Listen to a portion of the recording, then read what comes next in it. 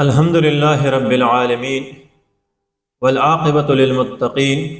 والصلاة والسلام علی سید الانبیاء والمرسلین اما بعد فاعوذ باللہ من الشیطان الرجیم بسم اللہ الرحمن الرحیم۔ سوالات پیدا ہوتے ہیں کہ ٹیکنالوجی اور انٹرنیٹ کی اس دنیا میں جب Google, chat G P T, mobile, cell phone, WhatsApp وغیرہ کی موجودگی میں، مختلف ایپس اور سافٹ ویئرس کی موجودگی میں جب علم تک پہنچ، قرآن، حدیث اور سنت کے سیکھنے تک پہنچ آسان ہو چکا ہے، اس کے باوجود بھی امت مسلمہ یا انسانیت کا ایک بڑا حصہ دین اسلام کے علم سے ناخبر ہے۔ سوال پیدا ہوتا ہے کہ 57 اسلامی ریاستوں کے درمیان اتحاد و اتفاق مفقود کیوں ہے؟ ان کے درمیان اتحاد، اتفاق یا محبت کیوں نہیں ہے؟ سوال کیا جاتا ہے کہ اس وقت امت مسلمہ پر سامراجی طاقتوں کا غلبہ کیوں ہے؟ پوری دنیا اسرائیل کا محتاج کیوں ہے؟ اس کی وجوہات کیا ہو سکتی ہے؟ لہذا علم سے محرومی، امت مسلمہ کے درمیان انتشار اور سامراجی نظام کی یا سامراجی طاقتوں کی یا اسرائیل کی غلامی اور ماتحتی، ان وجوہات کے حوالے سے رہنمائی حاصل کرنے کے لیے آج سیرت النبی صلی اللہ علیہ وآلہ وسلم میں ہمارا موضوع بحث ہے۔ سن 11 نبوی میں پیغمبر اسلام صلی اللہ علیہ وآلہ وسلم کی قبائل اور افراد کو دعوت اسلام اور مدینہ منورہ کے ایک وفد کا قبولیت اسلام۔ سیرت نگار لکھتے ہیں کہ جب مسلمانوں اور رسول اللہ صلی اللہ علیہ وآلہ وسلم پر عام الحزن کے بعد مزید دنیا تنگ کی گئی، گالیوں اور ہنسی مذاق سے آگے چل کے پتھروں سے مارنے کا دور شروع ہو گیا، مسلمانوں کے لیے جینا دشوار اور کسی مشرک کے ہاں کے پناہ میں زندگی گزارنا پڑا، اور مشرکین نے اپنی ایڑی چوٹی کی زور لگا کے مسلمانوں کو روکنے کی کوششیں مزید تیز ہو گئی۔ اتنے میں حج کا موسم آ گیا، اور حج کے موسم میں قبائل عرب یا عرب کے افراد دور دراز سے مکہ مکرمہ آتے تھے۔ مشرکین مکہ نے مزید اپنی جدوجہد تیز کر دی تاکہ کوئی بھی پیغمبر اسلام صلی اللہ علیہ وسلم کے ساتھ ملاقات نہ کر سکے، لیکن رسول اللہ صلی اللہ علیہ وسلم نے اس وقت بھی اپنے مقصد اور مشن پر قائم رہا اور اسلام کے لیے جدوجہد اور تبلیغ اسلام کے لیے کام کرتا رہا۔ اتنے میں اس حج کے موسم میں اللہ کے رسول نے مختلف افراد کے سامنے اسلام کا پیغام پیش کیا، قبائل کے سامنے اسلام کا پیغام پیش کیا۔ بعض نے قبول کی اور بعض نے خاموش ہو گئے اور بعض نے مخالفت کی۔ افراد میں سے مشہور لوگ حضرت ابو ذر غفاری رضی اللہ تعالیٰ عنہ اسی سن 11 نبوی میں مسلمان ہو گیا۔ قبیلہ دوس کا سردار طفیل بن عمر دوسی مسلمان ہو گیا۔ مدینہ منورہ کا ایک مشہور شاعر سوید بن صامت مسلمان ہو گیا۔ عیاص بن معاذ مسلمان ہو گیا۔ قبائل میں سے جو مشہور قبائل تھے، اللہ کے رسول نے ان قبائل میں سے عرب کے ایک مشہور قبیلے بنو حنیفہ کو اسلام کے پیغام پیش کیا، جس کے جواب میں انکار کے ساتھ ساتھ انہوں نے انتہائی سخت رویہ رکھا۔ ان میں سے اللہ کے رسول نے بنو کلب کو اسلام کا پیغام پیش کیا، جنہوں نے قبولیت اسلام سے انکار کی۔ لیکن ایک قبیلہ تھا جس کا نام تھا بنو عامر۔ ان کے سامنے جب اللہ کے رسول نے پیغام پیش کی تو بنو عامر کے ایک سردار نے کہا کہ اگر میں قریش کے اس بندے کی بات قبول کروں اور اس کے ساتھ تعاون کروں تو اس کے نتیجے میں مجھے یقین ہے کہ پورے عرب پر میں غالب آ جاؤں گا۔ لہٰذا انہوں نے اللہ کے رسول کے سامنے سودے بازی کی اور کہا کہ اگر ہم آپ کے ساتھ تعاون کریں اور ہماری تعاون کی وجہ سے اب عرب پر غالب آ جائے تو غلبے کے بعد اور آپ کی وفات کے بعد پھر عرب پر حکومت کس کی ہوگی؟ کیا ہمیں ملے گی کہ نہیں؟ تو اللہ کے رسول نے فرمایا کہ حکومت دینا، دنیا کی امامت دینا، سرداری دینا، یہ اللہ کے اختیار میں ہے، جسے چاہے دیں گے۔ تو بنو عامر نے کہا کہ مشکل کی اس گھڑی میں ہم آپ کا ساتھ دیں گے، عرب کی مخالفتیں برداشت کریں گے، قربانیاں دیں گے، لیکن جب آپ کو حکومت مل جائے گی تو حکومت کسی اور کو آپ کے وفات کے بعد حوالے کی جائے گی اور ہم محروم رہیں گے۔ لہٰذا اس سودا بازی کے لیے یا ایمان لانے کے لیے ہم تیار نہیں ہیں۔ لیکن ان خوش نصیبوں میں سے ایک قبیلہ تھا جس کا نام تھا بنو خزرج، ان کا تعلق مدینہ منورہ یعنی پرانے یثرب سے تھا۔ یہ لوگ بھی آئے تھے، ان کے 6 افراد سے پیغمبر اسلام صلی اللہ علیہ وسلم نے ملاقات کی اور ان کے سامنے اسلام کا پیغام پیش کی۔ یثرب یا مدینہ منورہ کے قبیلے خزرج کے ان خوش نصیبوں نے جب اسلام کا پیغام سنا، رسول اللہ صلی اللہ علیہ وسلم کا پیغام سنا، تو انہوں نے آپس میں مشورے کے بعد کہا کہ یہ وہی بندہ ہے جس کے حوالے سے یہود ہمیں کہا کرتے تھے کہ ایک پیغمبر آنے والا ہے جس کی معیت میں ہم عرب کے خلاف، آپ کے خلاف لڑیں گے، تو کیوں نہ اس یہود سے قبل ہم اسی پیغمبر اسلام صلی اللہ علیہ وسلم کی بات مان کے ان پر ایمان لائے اور ایمان لانے میں سبقت کریں۔ تو قبیلہ خزرج کے ان 6 خوش نصیبوں نے، ان 6 دانشوروں نے، ان 6 بڑے بڑے شخصیات نے خدمت نبوی صلی اللہ علیہ وسلم میں صرف فقط یہ گزارش کی کہ ہمارے درمیان اختلافات ہیں، ہم عرب کے قبائل مدینہ منورے میں آپس میں لڑتے ہیں جن میں بڑی جانی مالی نقصان ہوتی ہے، ہمارے اوپر یہود یا اسرائیل کا تسلط ہے، لہٰذا ہمیں امید ہے کہ انشاءاللہ آپ پر ایمان لانے کے بعد ہمارے درمیان وہ لڑائیاں ختم ہو جائے گی، امن و امان قائم ہو جائے گی، یہود کی یا اسرائیل کی تسلط ختم ہو جائے گی، ہم غلامی کی زندگی سے یا ان کی ماتحتی سے نکلیں گے، لہٰذا ہم آپ پر ایمان لاتے ہیں۔ اس کے علاوہ ایمان لانے کے بدلے میں انہوں نے اللہ کے رسول سے کچھ نہیں مانگا اور ایمان لے آئی، اور تاریخ بھی اس بات پر شاہد ہے کہ جب انہوں نے ایمان لائے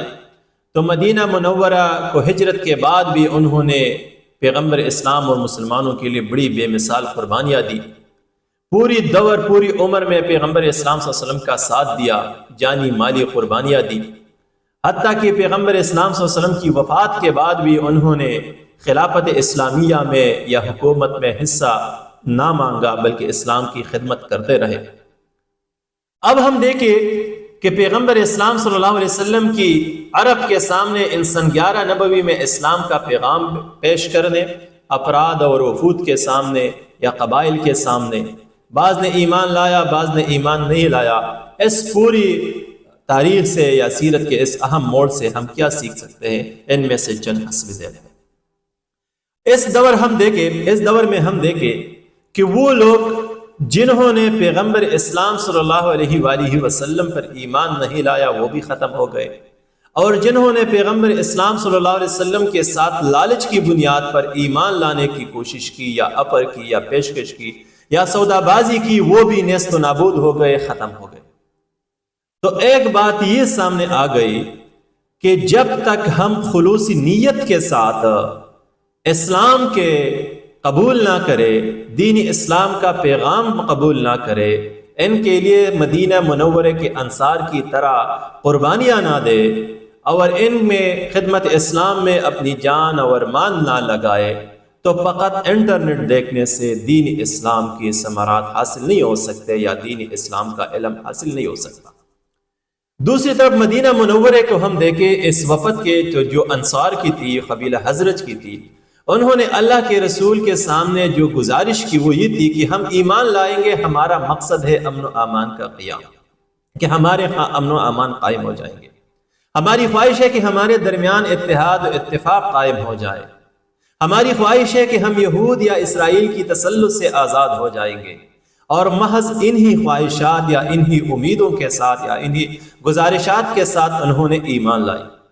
تو ہم دیکھتے ہیں کہ باقی دور میں کہ جب ان لوگوں نے ایمان لائی تو اللہ تعالیٰ نے ان کے درمیان اتحاد و اتفاق قائم کی، وہ اتحاد اتفاق لو انفقت ما فی الارض جمیعا ما الفت بین قلوبہم، اللہ فرماتے ہیں اتنی محبت میں نے ان کے دلوں میں ڈال دی،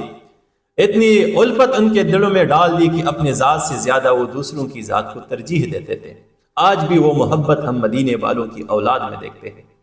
ہم دیکھتے ہیں کہ ان کے درمیان اتحاد و اتفاق پیدا ہو گئی، وہ بے مثال اتحاد و اتفاق جس کا نمونہ آج تک کوئی نہ دے سکا خاتم مدینہ میں۔ اسی طرح ہم دیکھتے ہیں کہ ان میثاق مدینے کے ان مدینے والوں کے درمیان یا قبیلہ اوس و حجرت کے درمیان جو اتحاد و اتفاق قائم ہو گئی، اس کے نتیجے میں اللہ نے ان کو اسرائیل کی تسلط سے، اسرائیل کی غلامی سے نجات دلا دی۔ اسی کے نتیجے میں ہم دیکھتے ہیں کہ ان لوگوں کی خواہش تھی کہ ہماری غلامی کی زندگی ختم ہو جائے، ماتحتی کی زندگی ختم ہو جائے، تو ان کی زندگی ختم ہو گئی۔ لہٰذا ان اعلیٰ و عرفہ مقاصد کو مد نظر رکھتے ہوئے انہوں نے ایمان لائی، تو اسی ایمان کی نتیجے میں مد میں اللہ تعالیٰ نے ان کو دنیا کی نعمتوں سے نوازا۔ ان نعمتوں میں سب سے بڑی نعمت یہ ہے کہ آج بھی لوگ ان کو احترام، عقیدت و محبت سے یاد کرتے ہیں، ان سے محبت رکھتے ہیں۔ ہم دیکھتے ہیں کہ اللہ تعالیٰ نے اسی مدینہ منورے کو مرکز اسلام بنایا، اسلامی ریاست کا مرکز بنایا۔ ہم دیکھتے ہیں کہ پوری دنیا اس ریاست مدینہ کے، اس مرکز مدینہ کی ماتحت ہو گئی۔ اور سب سے بڑی نعمت یہ ہے کہ جب مکہ مکرمہ فتح ہو گئی تو اللہ کے رسول نے پوری فتح مکہ کے بعد یا غزوہ حنین کے بعد مال غنیمت تمام قبائل میں تقسیم کی، لیکن مدینے والوں سے کہا کہ پوری دنیا دولت لے لے، حکومت لے لے، عہدے لے لے، اور آپ کے لیے اللہ کا رسول کافی، میں آپ کے ساتھ جاؤں گا۔ اللہ کے رسول نے فتح مکہ کے بعد بھی اپنے آبائی علاقے کے چھوڑ کے مدینے والوں کے پاس آ گئی، کیونکہ ان کے دلوں میں محبت اسلام تھی، محبت رسول تھی۔ ہم دیکھتے ہیں کہ جب رسول اللہ صلی اللہ علیہ وسلم کی وفات ہو گئی تو ان مدینے والوں نے حکومت میں عہدے نہیں مانگے، منصب نہیں مانگے، بلکہ کہے ہم انصار اسلام ہیں، ہم اسلام کی خدمت کریں گے۔ تو اللہ نے پوری دنیا پر ان انصار کی یا ان مسلمانوں کی حکومت قائم کی، اور جس کے ثمرات ایک طویل عرصے تک بلکہ آج تک دنیا پر قائم و دائم ہیں۔ لہٰذا ہم پیغمبر اسلام صلی اللہ علیہ وسلم کی اس دعوت میں ہم دیکھتے ہیں انصاری مدینہ کی یا قبیل حضرت کی اسلام لانے کے اور رسول اللہ علیہ وسلم کے سامنے ابتدائی گزارشات عرض کرنے کی کہ ہمارا ایمان لانے کا مطلب یا آپ کی دعوت قبولیت کا مقصد یا اسلام کو فالو کرنے کا مقصد فقط اتحاد و اتفاق، امن و امان، خوشحالی، غیروں کی تسلط سے آزادی اور خدمت اسلام ہے۔ آج ہم اگر دین اسلام کی جانب آتے ہیں تو ہمارا مقصد اگر دولت ہے، ہمارا مقصد اگر حکومت اور ریاست کی حصول ہے، ہمارے مقصد مد نظر اگر دنیا کا رعب داب ہے، تو اللہ کے رسول نے فرمایا کہ اگر کوئی بندہ دین اسلام کا علم اس غرض سے حاصل کرے کہ دنیا اس کو بڑا عالم کہے، قدر کرے، تو قیامت کے روز یا آخرت میں اس کا حشر بدترین ہوگا، بدترین حشر سے وہ دوچار ہو جائے گا۔ اگر کوئی اللہ کے راستے میں یا اپنے مال دولت کو محض اسی مقصد کے لیے خرچ کرتے ہیں کہ دنیا کی نظر میں وہ سخی کہلایا جائے گا، تو آخرت میں اس کا حشر بدترین ہوگا۔ حتیٰ کہ اگر جہاد میں ایک بندہ محض نام و ناموس اور دکھاوے کے لیے اپنی جان دے دے، پھر بھی اس کا حشر بدترین ہوگا۔ خلاصہ کلام یہ ہے کہ اگر ہم چاہتے ہیں کہ دین اسلام سے وابستہ رہے، دین کا علم حاصل کرے، خدمت اسلام کا موقع اللہ تعالی ہمیں نوازے، ہمارے درمیان اتحاد و اتفاق قائم ہو جائے اور غیروں کی تسلط سے ہمیں آزادی ہو جائے، تو خلوصی نیت اور خلوص پوری ایمانداری کے ساتھ ہم نے اسلام کو قبول کرنا ہے، اور خلوصی نیت کے ساتھ بغیر کسی دنیا کی لالچ میں، دولت میں یا عہدے، منصب یا شہرت کو مد نظر رکھتے ہوئے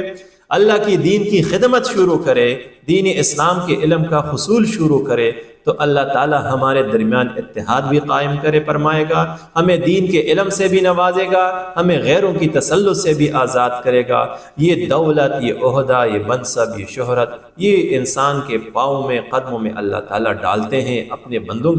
کے،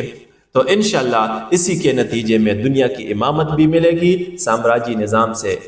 کے غلبے سے تسلط سے آزادی بھی نصیب ہو جائے گی، اور اللہ تعالیٰ اپنی محبت سے بھی ہمیں نوازے گا۔ فقط شرط یہ ہے کہ دنیا اللہ کے دین کے علم کے حصول یا خدمت اسلام کے لیے اٹھنے کے وقت ہمارا مد نظر فقط اللہ کی رضا ہو، کوئی اور مطلوب و مقصود نہ ہو۔ اللہ تعالیٰ سے دعا ہے کہ ہمیں اپنی رضا حاصل کرنے کی حوصلہ اور ارادہ ہمارے دلوں میں پیدا فرمائے۔ وآخر دعوانا الحمدللہ رب العالمین۔